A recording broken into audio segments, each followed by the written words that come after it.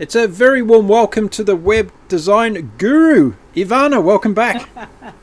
Thank you, Mark. And it is very warm today, I have to say, in Sydney at least anyway.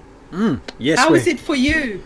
We're having a hot one, and we're going to have a big thunderstorm this afternoon, so it's batten down the hatches and get Oscar under the table and ready to ride out some big waves. And you too. No, I won't be under the table. I'll be outside making sure we don't float away somewhere. Yeah. Yes. So we better get through this fast, because if the storm comes, the internet goes, and all sorts of problems happen, don't they? Yeah, we do. Yeah. So let's jump into it. And listen, I've got a lot of feedback after last week's show. People want to know how many dates you've been on this week as a result of your new status out there. Did you change your online profile to WDG? I was just about to, but I haven't done it yet. I promise you I will get it done. And I think my mum would like to know too how many dates I've been on. But yeah, mothers are nosy, aren't they? Mothers are nosy. Well, she liked me to meet a nice boy. So, well, a man. There you go. So if you've been following the website design series with Ivana for the last 10 episodes, it's been part dating site, part holiday tourism, and we've even covered luxury spas. So if you just think this is about just boring websites, you're completely wrong, folks. This has been about so much more. So go back, listen to the other episodes, have a binge listen to them all. And by the time you catch up to this episode, you'll know everything about what Ivana's been up to in the weekends, where she's gone to with her girly friends, and what they've even discussed. Although you wouldn't tell us the secrets, would you, Ivana? No. What goes on at Shoalbay stays in Shoalbay. How come it always ends up being me put on the spot? What about you? You just zip and you don't talk about things. That's why I'm the host of the show, Ivana, yeah? Fair enough. I'll have to get my own show, I guess, and then I'll put everybody else on the spot. I was excited heading into today's show because it's a topic that I love talking about, because this is where I think so many people make mistakes when it comes to websites, because they think the quick and easy way is to do a certain thing, and we're going to talk to them today about don't do it that way, right?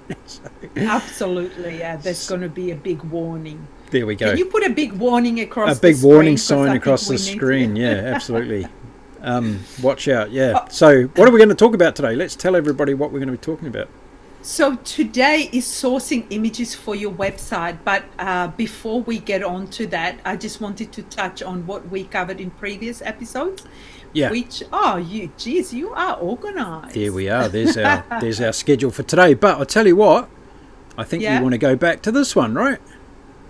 Which one? Episode 10. That's what we talked about last time. Yes, we did. We just talked about planning the content of your About and Contact Us page, and in episodes prior to that, we touched on services and product pages. Yeah. So if you've missed those episodes, maybe go back to episode 9 and 10, because they explain what information to include and even how to structure it a little bit.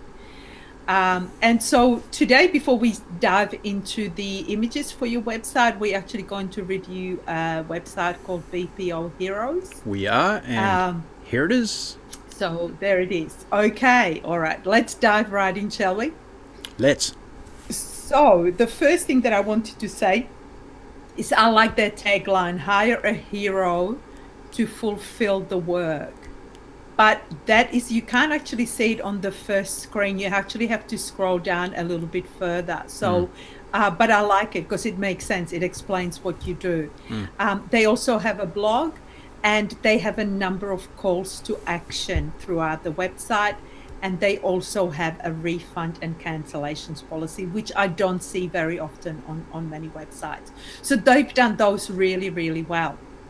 My suggestions for improvement is that there is nothing on the contact page. So whilst they have created a contact page, there's nothing there. There's no form. There's nothing that works. Unless it's a really old website and there is a form that is not showing up on my browser, but I couldn't find a way. And I actually searched high and low in how to contact them, and I couldn't. So that's like, that should be a number one priority for them to fix. The homepage focuses on on the company, not the customer. So again, this is coming up again and again. So focus on your customer. What problems are your customers experiencing, and what are you resolving for them? Yep. There's no logo, and so really no real brand identity. And you know what? I was never a big fan of logos. I thought, oh, who needs logos? But I've changed my mind, because I think your logo is the cornerstone of your brand. It dictates the colors, it dictates your fonts, and everything else flows from there. So if I was BPO, I would definitely get a logo. And if you've got a logo and you haven't uploaded it, upload it to your website. Yep. They use stock images. Now, the gentleman on this on this page, a very handsome young man, but I can see it's a stock image, and that doesn't give your business a lot of credibility. So get yourself professional images, and we'll talk a little bit more about images and finding where to get images for your website. And at the top, instead of having services, they have a button that says BPO at the top. And that, to me as a customer, it doesn't make any sense. Like, what does BPO stand for? I don't actually even know what BPO stands for. Do you know, Mark? Do you know what BPO is? Business process outsourcing. Okay. There we are. So well, and you've worked with this company before, haven't you? Correct, yeah. Yeah, so as an outsider coming in, I wouldn't know what it stands for. So replace your button, instead of saying BPO, replace it with services, because that's what people expect to see. So those are my quick tips for the website. Is it Jessica that's the owner of this particular website? Yep, that's right. Yeah, Jessica, if you're watching this video and you've got any questions, just shoot me an email or just connect with me via whatever way you want to connect with me, and I'll be happy to take you through and explain a few more things so you can make the tweaks and hopefully make the most of your website. The WDG is standing by. Reach out today and she will help you. A comment I want to make about something I've been witnessing as we review some of these websites over the last few weeks is that, and I know this for a fact, that a lot of small businesses are so busy with all the things that they've got going on, and a lot of them have a lot of business happening as well, and a website is something they kind of put on the back burner a little bit and forget about it and neglect it, as we know, right? Which is, hard for us to handle because it's such an important part of their business. So if you're out there and you've got a ton of business coming in your door, that business one day is going to dry up and you're going to need to get more business in your door. So don't give up on your website. Make sure that you're setting aside time to do it. And I think now with a lot of people around the world, Australia is in a different position than a lot of countries when it comes to lockdowns and restrictions and all the rest of it. So you do have a little bit of time on your hands where you're sitting inside looking for things to do. Put some effort into your website every day. Take an hour every day out of your day and just put it into your website. And so maybe stay away from Netflix for an hour and just and it's true.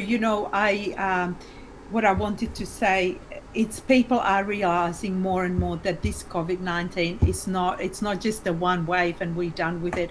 It keeps coming back, and now, look at what happened in South Australia. We might be heading into a third wave, and so businesses have to realize that their online presence is actually going to be so important long term. And what you were talking about before, it's actually, I had a conversation with via LinkedIn with a gentleman, and he was saying, I get all of my business is coming through on LinkedIn. And also word of mouth. And I'm like, well, word of mouth is great, but LinkedIn, I said, you have no control over it. You don't know what's going to happen with it. And he said, well, I do have a website and I get something like 30,000 people coming through to my website each month, but they're not converting. So he had given up on the website because it wasn't converting. What he didn't realize was, why was the website not converting? And so there is, again, as I say, there's a lot that goes into creating a website that's going to convert, and you need to be on top of it, because if you're not, then you might as well not bother. And if you're relying on social media, there's a lot of things that can go wrong. Your account can get hacked, and your account, your lead generation machine is basically going to be shut down. People migrate to different networks. We're going on to the next big shiny thing, right? Look what happened with MySpace, and look at what happened with Google Plus. If your business relied on leads from Google Plus, it shut down despite having 198 million users. So website is something that you have control over, and so that should be the center of your business universe, and everything else flows from there. So have your social profiles, but focus heavily on having your website in top condition. I was fortunate enough a few years ago to have lunch with Oprah Winfrey, and sitting across the table from her, it was a business lunch, and we were talking about business things, and I asked her what was the most important thing she's ever done in her career for her brand, and her answer was, control your brand by yourself all the time, never put it into the hands of other people.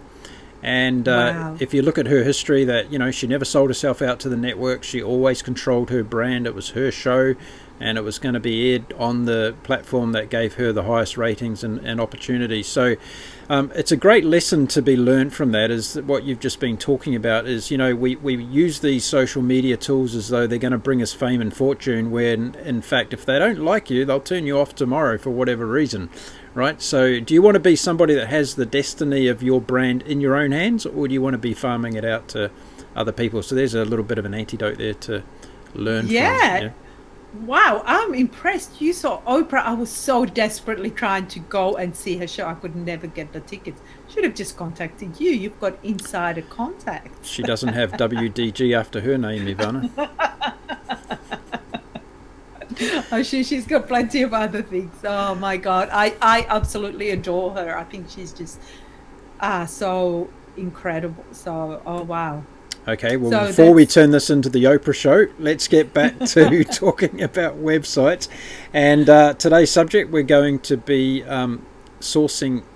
talking about sourcing images. But before we get there, I just want to say good feedback there for Jessica and for BPO Heroes. And you guys, contact us page. It's an important thing to have people being able to access your business. So see if you can get that one changed as soon as possible. Please, please, please. Okay, so sourcing images. Ivana, now here I am. I'm all excited. I want to build a website. I've gone to Wix. I've opened up a Wix account, and I've gone and taken some brilliant photographs that someone else took on and put them up on Google, and I've put them on my website. What should I do next? Hang on. What do you mean you took some photos? Do you mean you took photos from Google Images? Yeah, I took photos from Google Images. Oh, goodness. I built a Wix website, and I threw them all over there, and it looks absolutely fantastic. I'm sure it does. And guess who's going to come knocking on your door? One of the image banks. Oh. Because these days, and so this is where I would love to see a big warning sign come up across the screen. Never, ever, ever use images from Google Images. They're not free. They're not, you can't use them just because they're online. I have had a client who had 10 years ago, maybe 10 or 12 years ago, we built his website. He sent me these images. I put them up. 10 years on, when the software has become so sophisticated, they found this particular image, and they've hit him up for over $2,000 fine for using this particular image. So even though I get that there are filters within Google Images that allow you to filter out images that you can use for professional and for business, but you don't know where the images came from, and the image banks will come after you, and you will pay a lot of money. If you have image banks, if you've got images on your website now that you got of Google Images, get rid of them quickly, because anything that's online stays online. There's great tool that I love and I have used in the past called Wayback Machine. And that is the archive of the internet. So it's a great tool to use. Say, for example, you've run a campaign and then you accidentally deleted a page or something, and then you want to see what was actually on that page. You can go back to the history of your website and find out, because your website has been indexed. And I think the Google images, image banks, they can go to this Wayback Machine and they go, oh, he's been using that image for 10, 15 years. Let's hit him up for some more money, because he's earned money from that. So please never, ever, ever use Google images or delete them immediately. Good advice. Great advice. Okay, so where do we get our images from then for our wonderful website? Well, I loved your idea. Do you want to share that one today for those that maybe didn't hear last episode?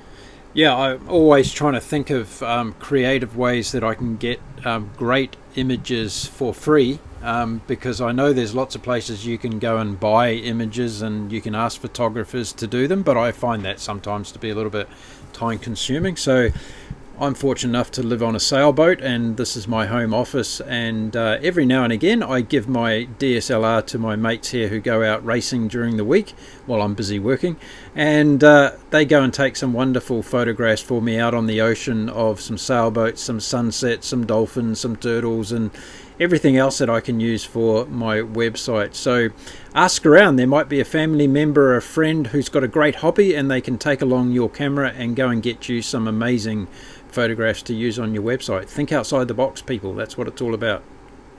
Absolutely. And if you want to stand apart from your competition, you're going to forget that you've even heard of image banks, because everybody uses images, particularly from the free image banks. And look, for some things it's fine, and I do use them myself for certain things, but the majority of your photos should be photos that you've taken. And look, I take photos wherever I go. Like, I've got my little Samsung camera, and I mean, not even a camera, my phone.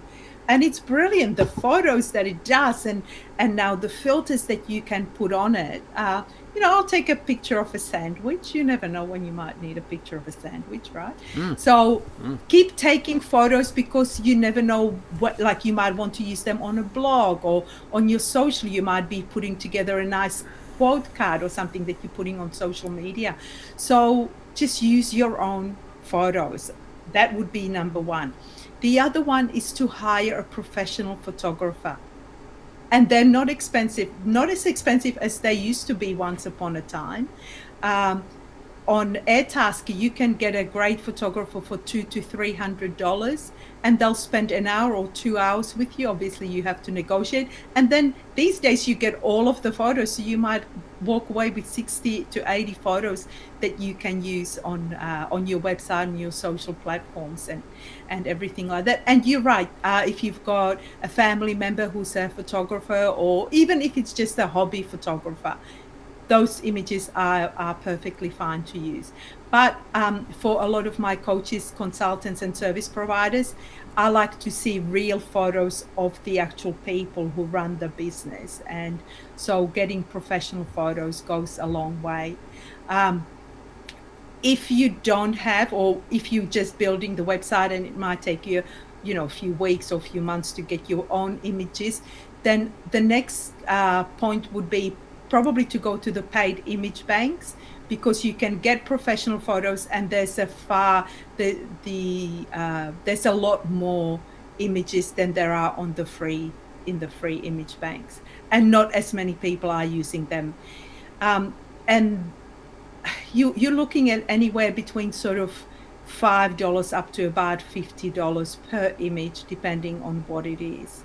A lot of image banks allow you to sort of subscribe, and then you get 10 images for maybe $20 or something like that. So look at those. Some of those are Adobe, iStock Photo, Dreams Time. So there's a lot of them, and especially if your business is a little bit more specialized. So I was looking for photos for a plumber, a client that I was creating a website for, and the images that he sent me, they were quite poor. So even though we use them in one of the photo galleries to make it real, but the hero images, we really needed proper images. And so we ended up buying about 3 or 4 until he can get professional photos done. And finally, occasionally for your blog post, if you need a free image, then go to the Pexels, Pixabay, and Unsplash. And all of those images can be used for commercial purposes. So those would be the sources for your photos, but wherever you can, just use your own, because you will stand out from everybody else. Everybody else is going to be using stock images, and just doing that one little thing will really set you apart. I'll give you another tip, Ivana, and it's free tip, folks, coming up right now. So as you're probably aware that I'm very conscious when it comes to spending money on my business, and I'm always looking at ways in which I can do things creatively and also help people, because it's also an opportunity for us when we're sourcing images in which we can actually help photographers in all sorts of ways. So what I did recently also was I joined some photography groups on Facebook, and I put it out there that I wanted certain photographs taken and used on my business, and I would give credit to the photographer for taking those if they wanted to supply me with certain photos. I had over 43 people contact me who wanted to supply me with photographs from that photography group. And I've got a global platform that helps them get their images out to a new audience that they wouldn't otherwise do, and they're damn good photos as well. So there's another way of doing it, folks, is You're a smart cookie. Go to the source where, there's a lot of people that take photographs. They love taking them. They want to get their photographs out to a new audience, and your website might be just the place they want to put it. So think about that as well. That's really clever. I really love that idea, because it gives people exposure and helps them reach other audiences that they wouldn't have otherwise. So we just covered all the places where you can get images, and there's just a few things that I wanted to touch on in terms of resizing and cropping images for your website. Where I see a big mistake, what people do is, even if they take the image themselves or they get it from a photographer, oftentimes they will upload the original image. And from a photographer, the image can be anything between 8 to 12 megabytes in size. And that's huge. That's way, way, way too big. And what happens is then it slows down your website, and it takes a long time for your website to be for people to open it. And I think at one point we talked about you've got 7 seconds for you to make a good impression on somebody with your website. And if your website is taking 10-15 seconds to load, people will go somewhere else. So if you are creating your own website and you need to resize the images, try to make it under 100 kilobytes where possible. Some images you might have to, like if it's a background image or it's a slideshow image, that needs to be a little bit, maybe 250 kilobytes, but definitely nowhere near 1 megabyte even. So and there are two things when it comes to images. There's the actual image size, so how big the image how big the image is, but the other thing is how big the actual file is. And so you'll have to I'm a PC girl, so you'll have to go into your Explorer and it will show you how big the file actually is in kilobytes. For the internet, your image should either be a JPG format or a PNG. Some of the older formats used to be GIF, but these days it's either PNG or JPEG. JPEGs tend to be smaller, so use those wherever you can. PNGs are good for if you've got a graphic that has got maybe text on it, because then it shows up a little bit sharper. In terms of sizes for the images, if you're using them in a slideshow or across the whole page, it should be between 1500 to 2500 pixels wide, and then tall, depending on the layout of your website. I would also say ensure that all your images are very similar style. So in terms of the color scheme and things like that, because one of the things that I see on a lot of the amateur websites is they'll pull an image from here and an image from there, and then it ends up looking like a dog's breakfast. So, which Oscar would appreciate. I was going to say nothing wrong with that as far as Oscar's concerned. Yep, bring it on. And so as I said, page speed load is one of the key things that Google looks at when they're indexing your website. And if your website is loading really fast, you're going to lose rank. So you could be spending hundreds or thousands of dollars on getting your website optimized and then adding lots of photos or even videos rather than having them stream. Your website's going to load really slowly and you're going to suffer in the search engines. So there's a lot to think about when it comes to graphics, and next time I think we're going to be talking about actually creating graphics for your website. So these are specifically images that you can put throughout your website. And look, they say images or photos speak 1,000 words or 100 words. Which one is it? It's 1,000. 1,000 words. So I would definitely include images rather than writing a lot of text. So images can definitely dress up your website and use them, but just be very wise as to where you source them and how you upload them. Do you also want to talk about alt text on images as well? Just explain to people what that's all about, because a lot of people see this little alt text thing drop up and they have no idea what that means and what they should be doing, because it's also helping you out to be found. So do you want to that's a good point. So when you upload your and this will depend on what platform you're using, but say if you using WordPress to create your website and you upload your images, WordPress allows you to put in what they call an alt tag or alternative tag for your images. And what that does is it's read by the search engines, and the alt tag allows you to describe what is actually in the image. It is also used for people who can't see. So for people that might be browsing your website that can't see properly and they're using special tools, it will actually read the alt text file. So if I've got a picture of a mountain, you should put that this is a mountain, a tall mountain, a green mountain, whatever. So just briefly describe what it is, and the search engines will also index it. So sometimes from what I've read from Google, is rather than trying to stuff your images and the alt tags with keywords and key phrases, it's better to actually use to do the description of the image and this is where I think a lot of people used to go, another place to add keywords and key phrases, and if it's not relevant, then don't do it. Just add the because you will actually end up losing out. So it should be the description, but if it's relevant, like say for example, if I was an accountant and it's a picture of an accountant, then it's okay to put Sydney accountant or something like that as a description of the person. But yeah, that's a good point. Good for search engines and good for people who can't see properly. Okay, brilliant. Do we have a frequently asked question today?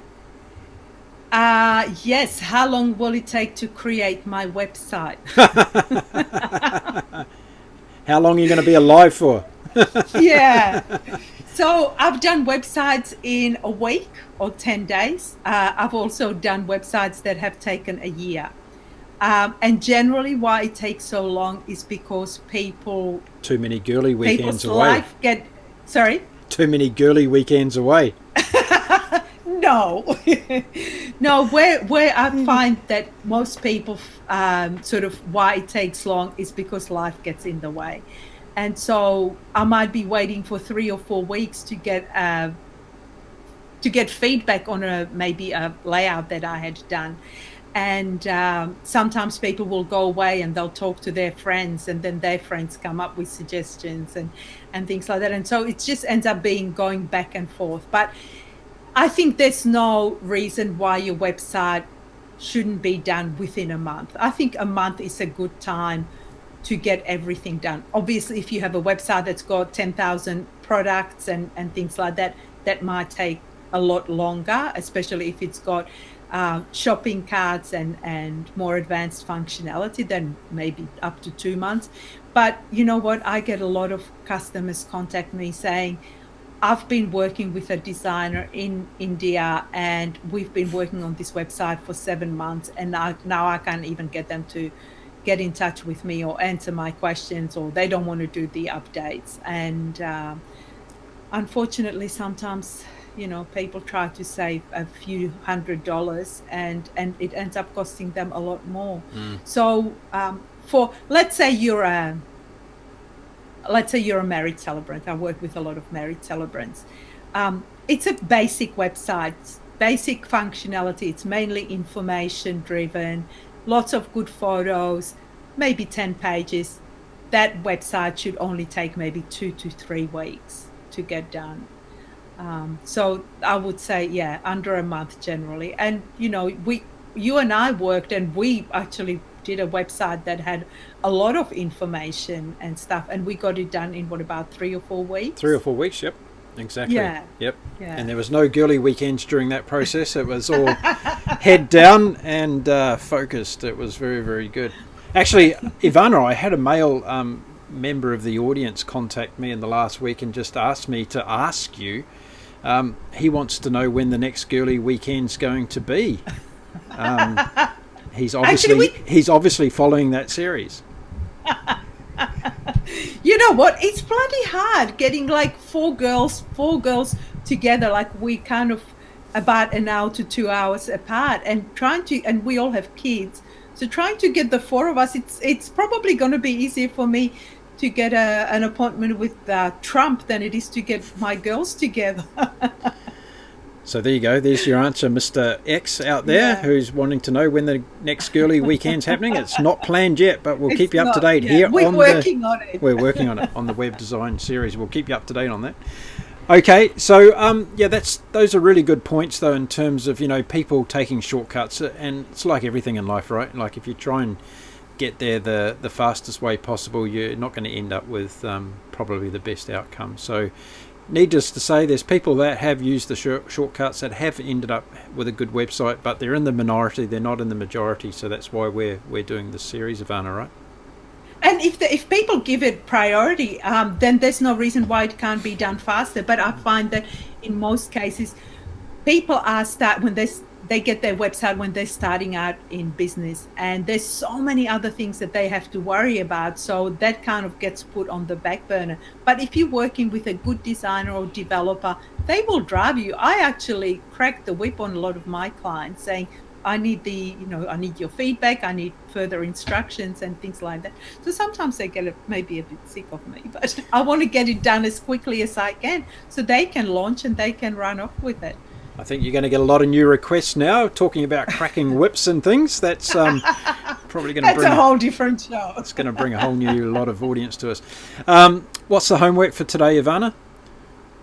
It's to take your own photos or go through your photo library. I'm sure you've got, thousands of photos. At my last count, I've got about 300,000 photos on my computer. Wow. I think I need to do a bit of culling. But yeah, go through your photos and see what you can use for your social media posts or even for your website. So that's the homework. Fantastic. And what are people going to be looking forward to next week? What are we going to be talking about? Okay, next week is how to create attention-grabbing graphics for your website, your social media, and we're also going to be talking about calls to action, which is something that a lot of businesses don't do. Brilliant. Okay, well, maybe for the graphic section, you can show us your WDG design that you're putting on your name cards and stuff, yeah? You want to share that graphic with us? Sure. Okay, Ivana, it's been brilliant again. Thank you for talking to us about sourcing images for your website. I hope that you've learned something there. More importantly, you're not going to take things off Google and get yourself into big trouble. That's the real hit line from today's episode, isn't it? So stay out of trouble, get images from the right places, and you will be fine. Ivana, we'll see you next week on the wonderful web design series. Thanks, Mark. See you soon. There we go. Fantastic episode there. Ivana talking about sourcing images for your website. And trust me, you don't want to be caught with somebody else's images on your platform, so make sure you're getting them from the right places. Hope you're following the web design series and finding it useful. If you are, please reach out to us and let us know. I'd love to give Ivana feedback on what our listeners and audience is doing when it comes to their websites.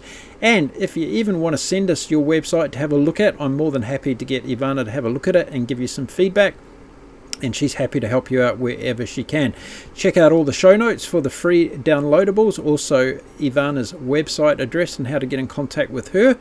Websites for Small Business. That's Ivana Katz here on the Humanity Podcast Series. I'll see you again next week as we do another episode with Ivana. Until then, stay safe, stay happy, and stay well, everybody.